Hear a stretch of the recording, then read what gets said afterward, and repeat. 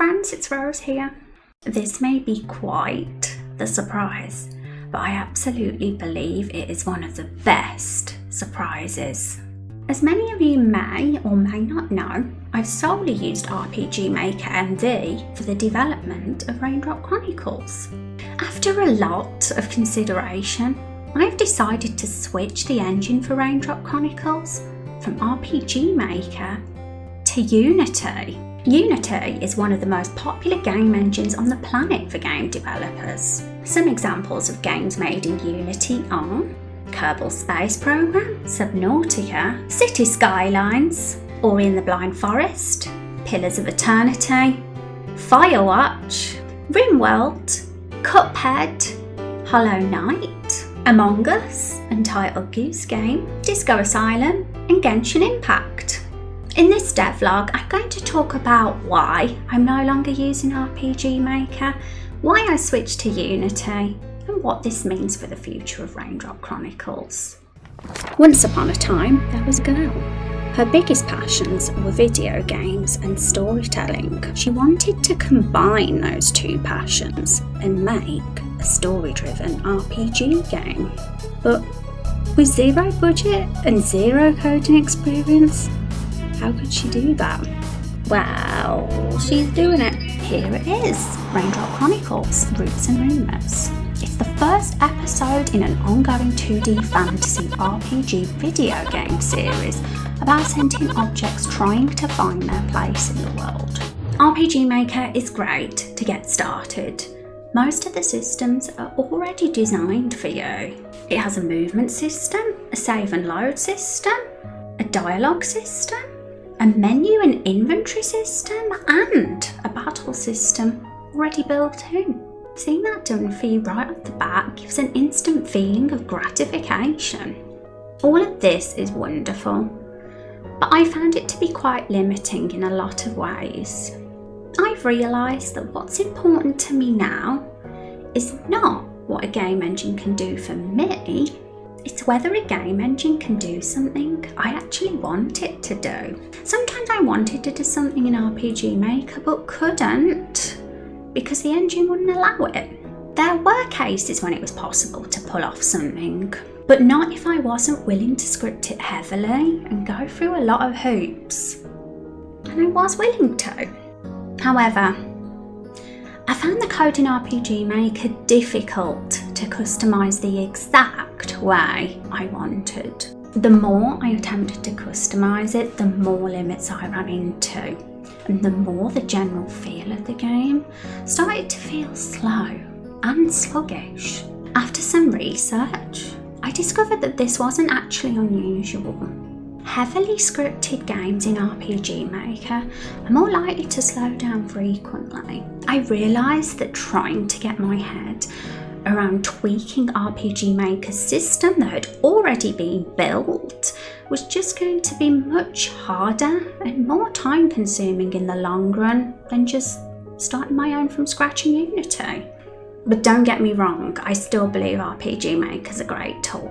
I might have needed to look for a new engine that could move beyond the scope of RPG Maker, but I do believe many can actually benefit from using specialised engines such as RPG Maker, as long as the limitations aren't a deal breaker.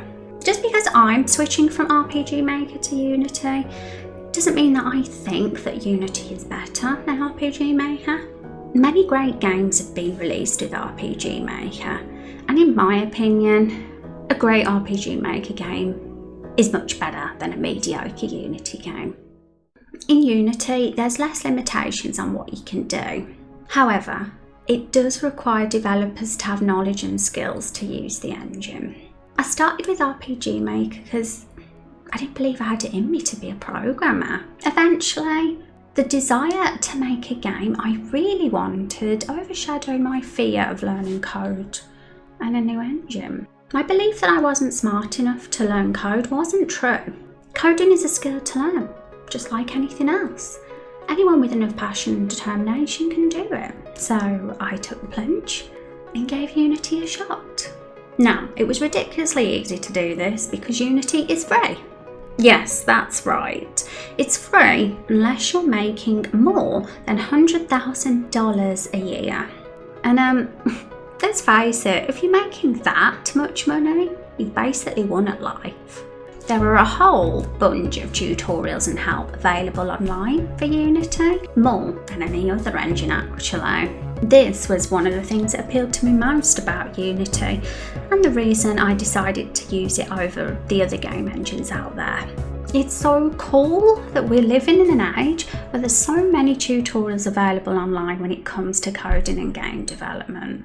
I realised I would deeply regret not taking up that opportunity, so I jumped into some beginner tutorials. I didn't expect it to be easy to get started. Turns out, it's easier than I thought.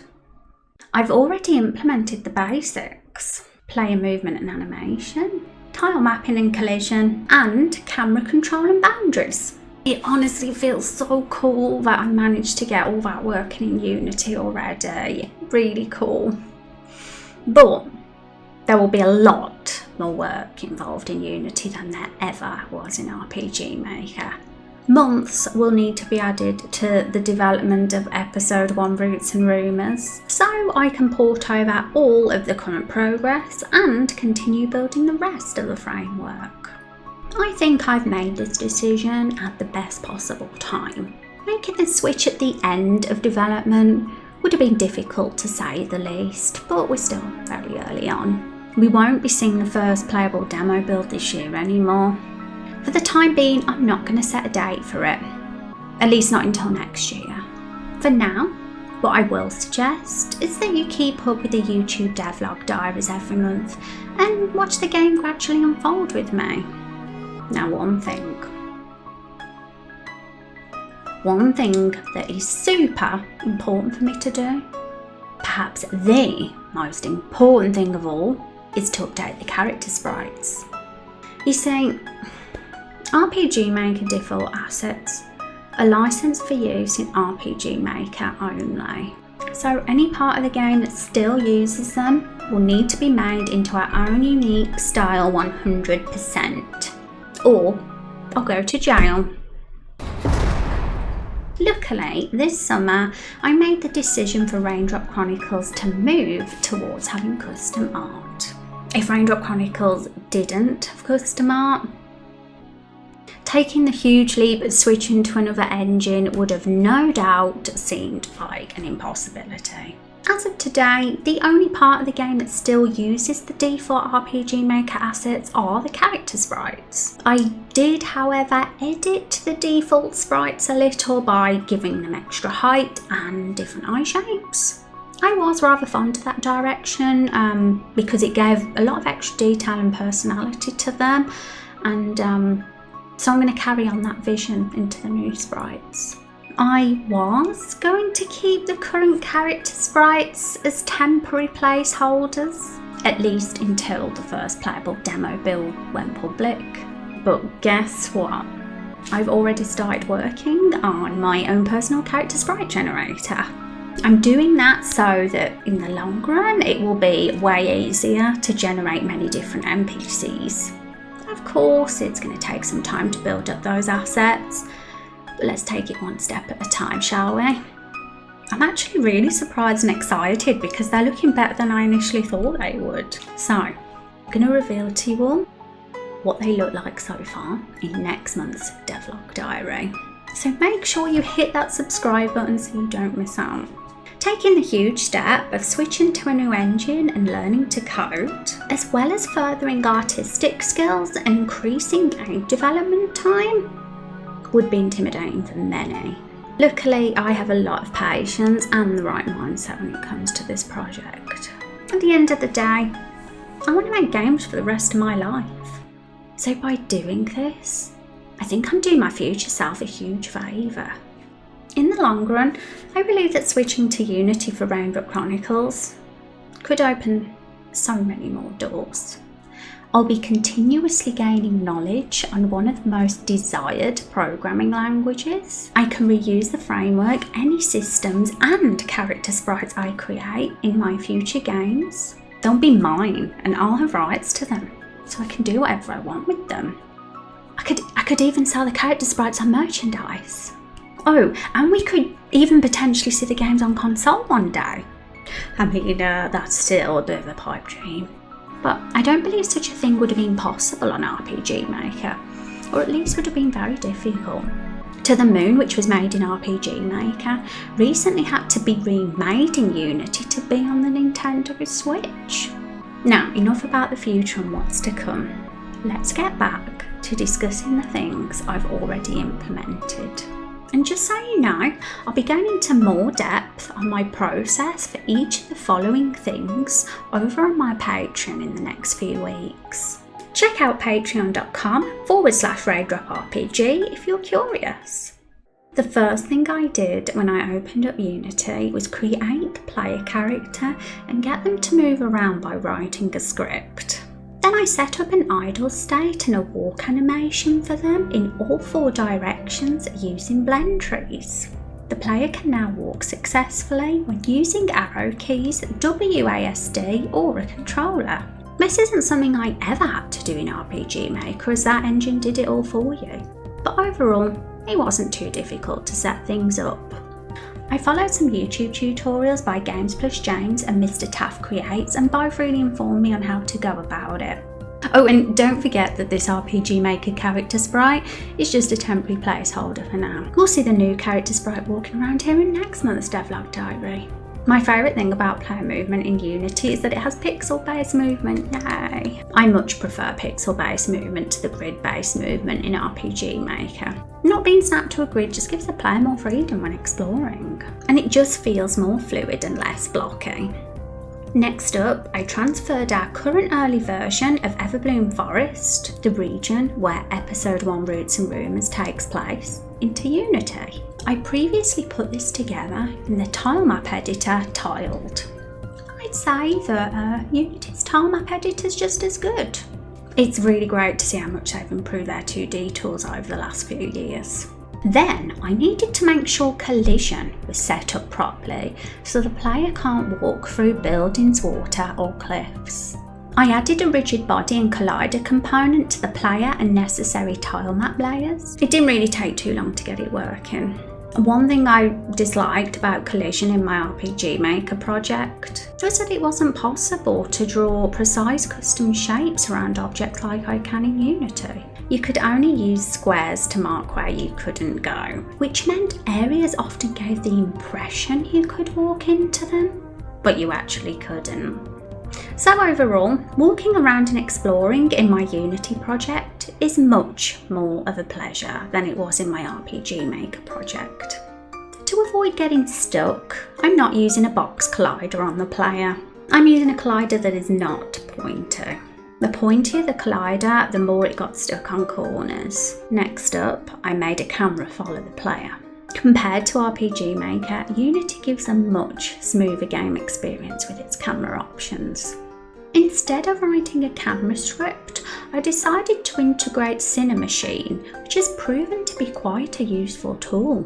Not only does Cinemachine provide an easy way for the camera to follow an object such as the player, it also lets you control the way the camera behaves with a simple interface. My absolute favourite thing about Cinemachine so far is how easily it solved a problem I could never solve in RPG Maker, which was hiding these grey rectangles outside the current map of Everbloom Forest. Of course, eventually I intend to fill up these areas with more of the world, but for the time being I had to put up with them being there and looking really ugly.